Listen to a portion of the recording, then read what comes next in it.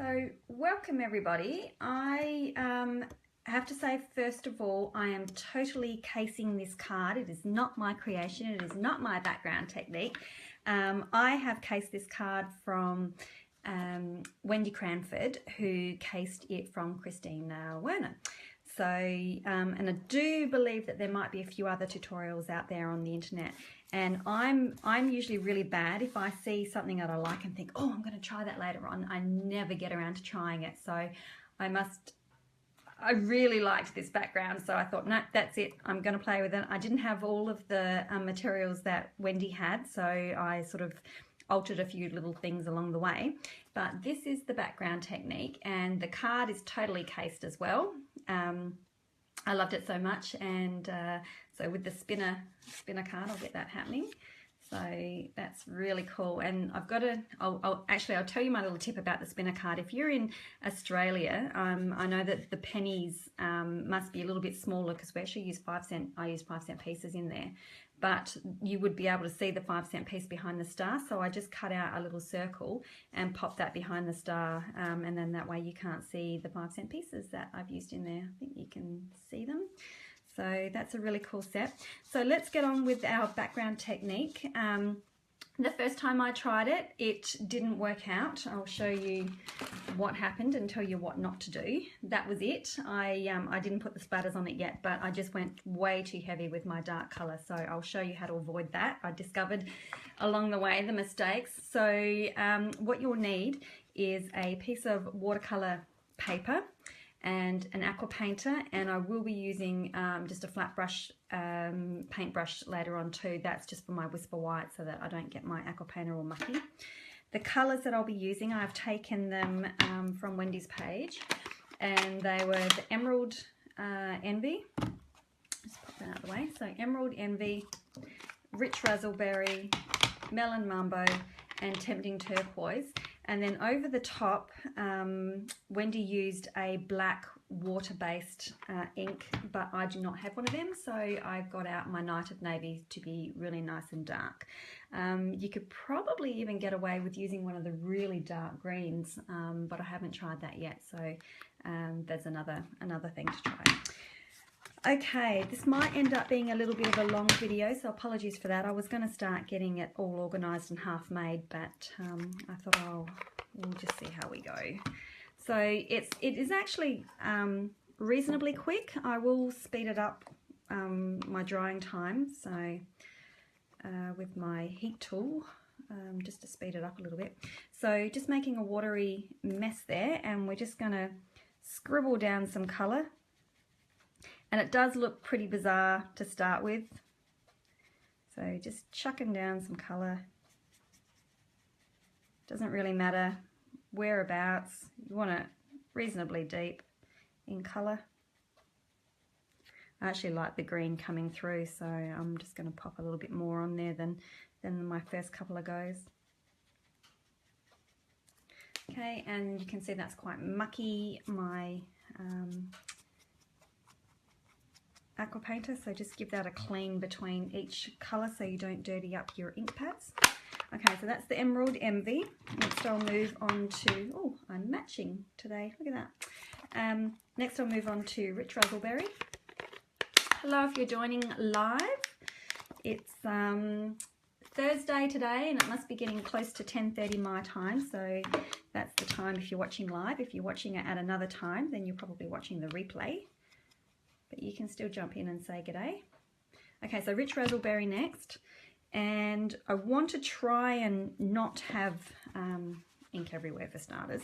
But I want to try and not bleed my colours into each other. And they, as I say that, what happens? They do. I just, yeah, try and avoid. Although it can look quite cool doing that too. Anyway, so chuck down some colour. And that'll bleed because that's still wet. So it gives it another little look anyway, doesn't it?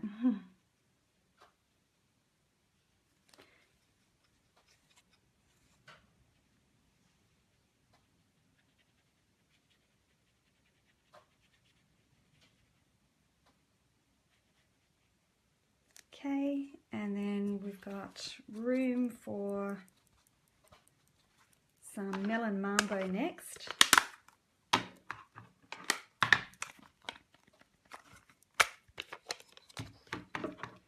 So again, just going to throw down some colour in between.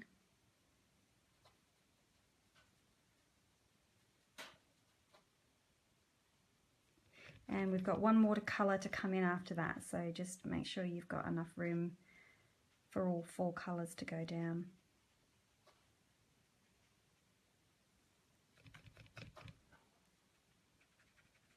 So it's not looking like too much at the moment.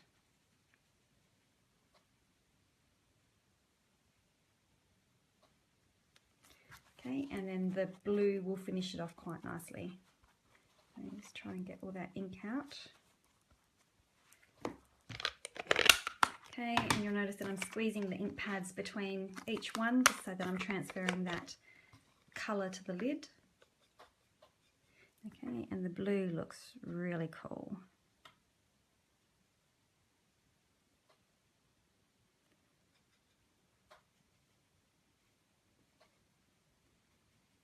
And the great thing about this technique is that every time you do it, it's going to look completely different.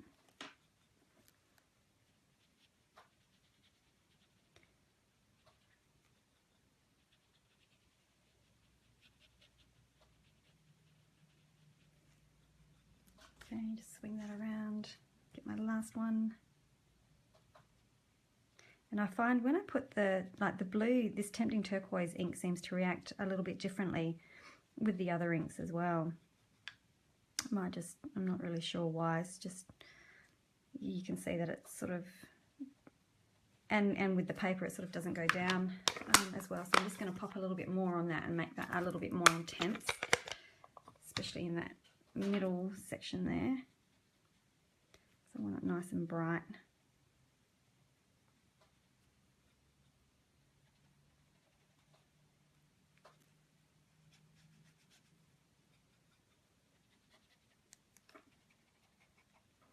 Okay, so there's my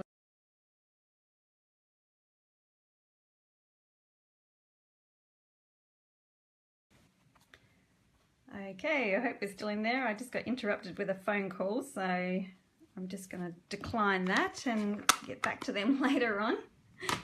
Okay, so what we want to do now is dry. We want this section here to be as dry as possible. So excuse me for a moment while I just bring in my heat tool.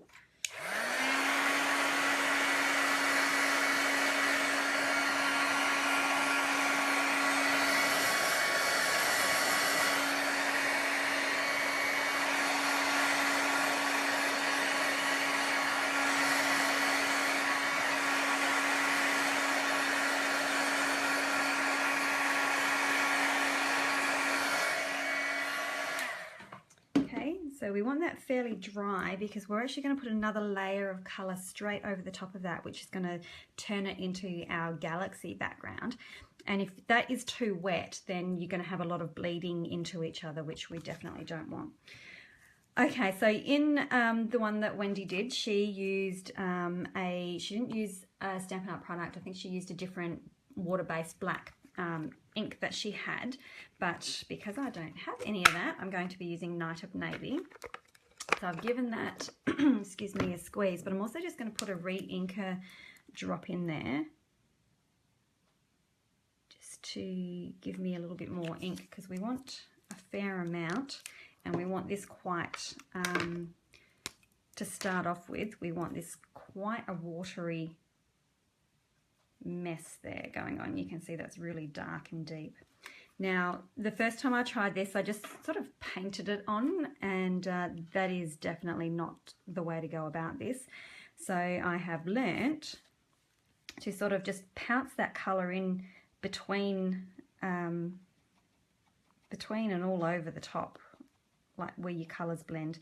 And then to add a little bit more, I actually squeezed just some water droplets on there. Take it right out to the corners, pounce it over the top. You can see that's a bit lighter through there. So I sort of wanted it a little bit darker to cover where the inks are blending into each other, and then lighter pouncing, and you can leave some white space. See where I've not left, I'll hold it up in a moment. I've left areas where I haven't pounced over the top.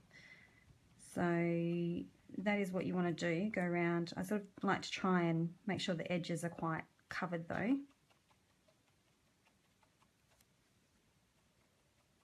So this is sort of where you start to freak out a little bit and go, oh no, I think I've ruined it.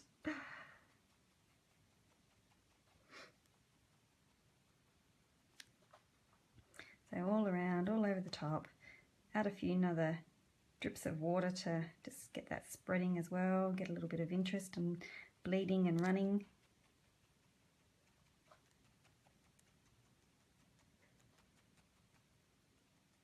Okay, so that's sort of what I've got. Now I like this dark area over here, so I'm actually just going to pick up some ink that is not as watered down and just pop some more through those areas. This is where it can get a little bit tricky too, holding onto it. You end up with very blue fingers.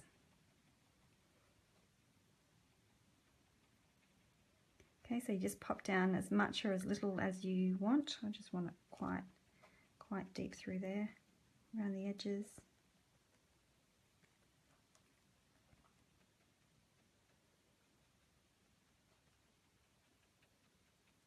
And again, what I did next is I just cleaned off my nib there and then just actually dropped a couple of drips of water.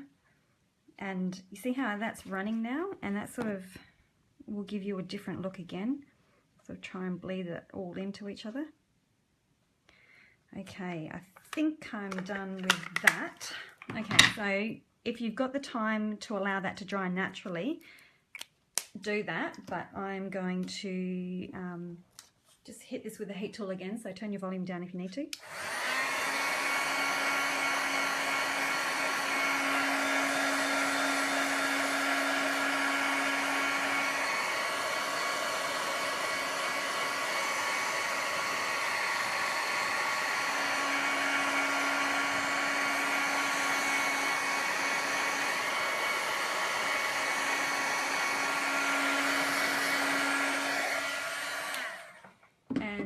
I don't know whether you can see, but you can see, oh, now you can.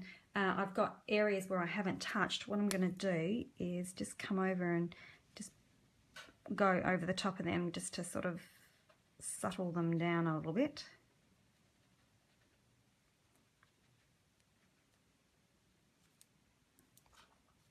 And I really want this to be really dry for the next step, okay? So excuse the noise again.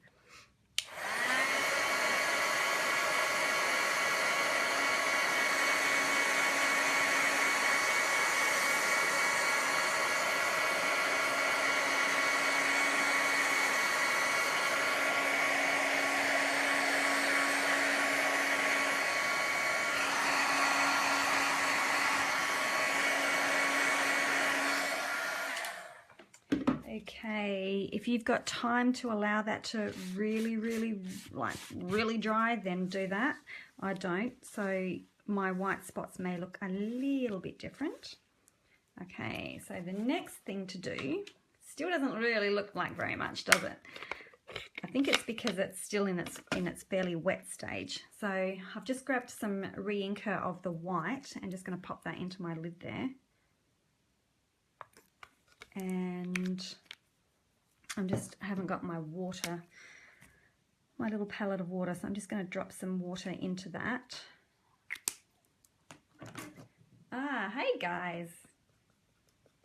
Okay, whoops, and I didn't clean off my brush very well from the last time I used it. I might just pop a little bit more water in there. Because we want that white to be fairly white. And the reason I'm using the paintbrush instead of my aqua painter is because the white will get stuck in my bristles. Okay, so next we just hold it and flick without getting too much everywhere. Now if you've got this too wet, like if your cardstock is too wet, your white dots will just sort of fade. You know, they won't stand out. So I'm just going to actually put a little bit more white re-inker oh no, you should see my desk. I've just got white splatters all over my desk. Yeah. Oopsie. It's obviously not gone where I wanted it to. Just pop a little bit more water in there. You sort of have to play around with the consistency of the white.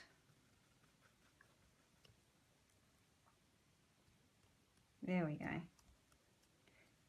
Oh my goodness, I'm going to have to clear off my desk and wipe it all down. The white is going forever. Oh no, oh my goodness, it's gone everywhere. It's like way over the other side of my table and all over my photography products. Oops. Okay, so that now is finished. I'll pack all this stuff away. Oopsie. So that's it done. Once it dries and settles down and all the colours settle and work themselves into the paper, that will actually be really quite pretty. So that's how you do it, and it's a lot of fun. You could knock up a couple or do a full sheet of your watercolour paper and then cut them into size. I think you can get 2 sheets. This is a 10 by 10 size square, so you'll get a couple of cards out of a sheet. So just coming back to this one, so you can see how the colours will dry a little bit more, and once you cut them out and separate them, they look pretty cool. So that's my tutorial. Sorry for all the noise with the drying of the cardstock, but like I said, if you've got time to allow it to dry naturally, that's probably the best way to do it. And each one is always different, and it's really fun to play with and get dirty. So thanks very much for watching, and we will see you with the next video. Bye.